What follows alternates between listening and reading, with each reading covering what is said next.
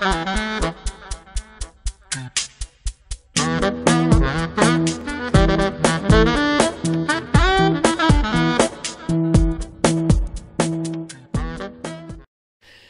cette séquence, nous allons étudier la dissolution des composés ioniques, mais au préalable, nous allons voir leur structure. Alors, un composé ionique, c'est un assemblage d'ions positifs, comme ici les ions sodium, Na+, et des ions négatifs, les ions chlorure. À noter que c'est un empilement géométrique bien particulier. Alors, quand on écrit la formule d'un composé ionique, on n'écrit pas les charges. En effet, ici, on écrit la formule de ce composé ionique, NaCl. Mais il ne faut pas perdre de vue donc que ce sont des ions Na+, et Cl-.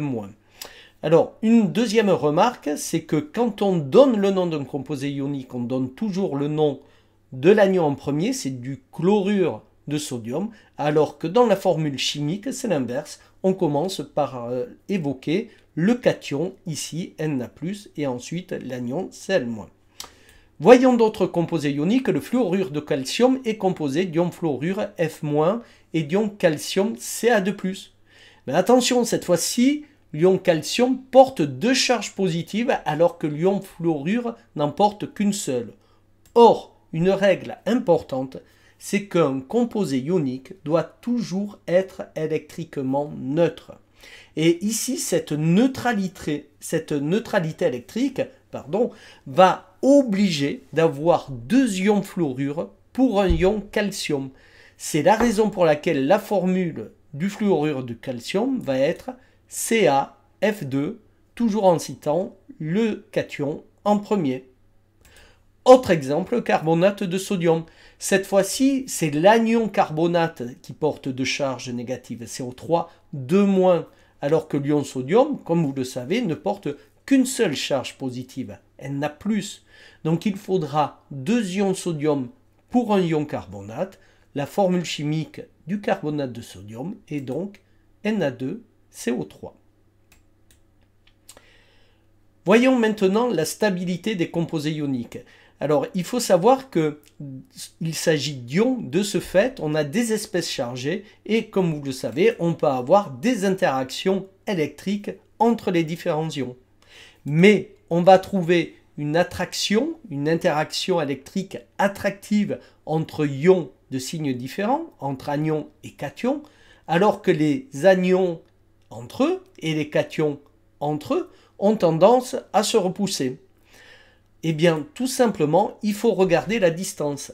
En effet, vous savez que la distance intervient dans la force électrique et que plus la distance entre deux charges électriques est importante, plus la force électrique est petite. Eh bien, on remarque ici que la distance qui sépare deux ions de même signe, par exemple ici deux cations ou deux anions, est plus grande que la distance qui sépare un cation d'un anion. Eh bien, on en déduit que la force ici attractive entre l'anion et le cation va être plus grande que la force répulsive entre anion-anion ou cation-cation. Donc la stabilité d'un composé ionique ne s'explique que par la présence de force attractive entre anion et cation qui est plus grande que la force répulsive entre ions de même signe. Intéressons-nous maintenant au mécanisme de dissolution d'un composé ionique dans de l'eau, mais au préalable, il faut rappeler donc la polarité de la molécule d'eau liée à la grande électronégativité de l'atome d'oxygène, donc polarité qui se retrouve ici avec une charge partielle négative sur l'atome d'oxygène, alors que les atomes d'hydrogène portent une charge positive. Que se passe-t-il si on met un bout de cristal ici de chlorure de sodium dans de l'eau? Eh bien, on va avoir des interactions entre les molécules d'eau et les ions. Et par exemple, ici, cet anion chlorure, Cl-, va interagir avec des molécules d'eau, mais avec le côté positif, c'est-à-dire les atomes d'hydrogène de la molécule d'eau. Donc, on va avoir ici des interactions qui vont avoir pour effet, au final, de pouvoir arracher cet anion. Et cet anion, par la suite, va se retrouver entouré de molécules d'eau, mais toujours de la même façon, par le côté positif, ici, des molécules d'eau, des atomes d'hydrogène. Dans la solution, il reste bien sûr plein d'autres molécules d'eau qui pourront agir avec les cations, donc ici l'ion sodium, mais cette fois-ci par le côté négatif de la molécule d'eau, c'est-à-dire l'atome d'oxygène. Ces interactions vont permettre à cet ion sodium Na+ d'être arraché.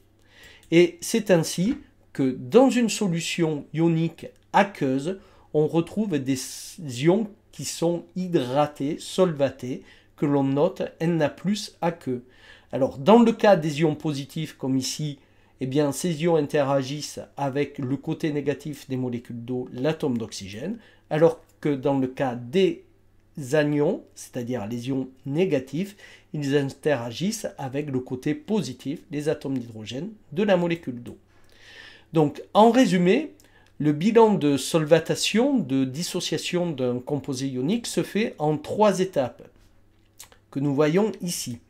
Alors, lors de la première étape, des molécules d'eau vont permettre la dissociation du cristal, donc les ions sont arrachés. La solvatation des ions, c'est-à-dire que les ions vont se retrouver être entourés de molécules d'eau. Et puis, ces ions entourés de molécules d'eau vont se disperser tout au sein du liquide. C'est le phénomène donc de dispersion. Maintenant, nous pouvons écrire les équations de dissolution des composés ioniques. Par exemple, le chlorure de sodium solide, quand il se dissout dans l'eau, donne l'ion Na+ et Cl-. Le chlorure de magnésium, lui, donne 2 ions magnésium Mg2+, mais 2 ions chlorure, alors que le chlorure d'aluminium donne 3 ions chlorure et un seul ion aluminium. Alors, je rappelle que le carbonate de sodium que nous avons vu va donner 1 ion carbonate et 2 ions sodium. La dissolution d'un composé ionique a pour effet d'enrichir la solution en ions. Dès lors, on peut se poser la question, quelle va être la concentration en ions dans cette solution? Alors, il faut faire attention parce qu'on va tout d'abord évoquer ce que l'on appelle la concentration en soluté apportée. Par exemple, si on dissout 1 mol de chlorure de sodium dans 1 litre d'eau, on aura une concentration molaire apportée en chlorure de sodium égale à 1 mol par litre. Cependant, ce chlorure de sodium va se dissoudre, donc il ne va plus exister en quelque sorte. Ce qui sera présent dans la solution, ce sont des ions sodium et chlorure. Donc on va noter entre crochets la concentration des ions sodium et des ions chlorure. Et ici, grâce à l'équation de dissolution, on va voir que 1 mol d'ion Na+ et 1 mol d'ion Cl- seront libérés si jamais 1 mol de NaCl se dissout. Par contre, si on reprend l'exemple du chlorure de magnésium, 1 mol de chlorure de magnésium qui va se dissoudre va libérer 1 mol d'ion Mg2+, mais 2 mol d'ion chlorure. Donc si C est la concentration molaire apportée en chlorure de magnésium, on aura bien une concentration en ion magnésium qui sera égale à C.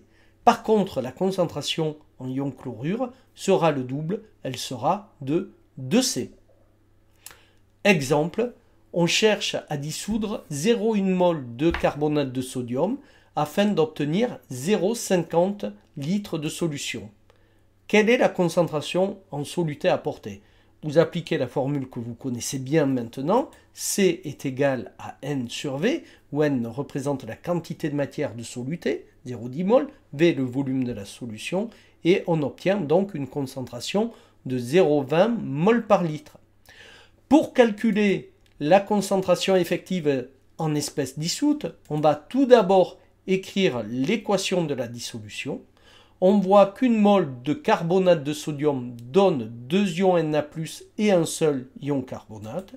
Donc la concentration en ion sodium sera égale à 2C, soit 0,40 mol par litre, alors que celle en ion carbonate sera égale à C, c'est-à-dire 0,20 mol par litre.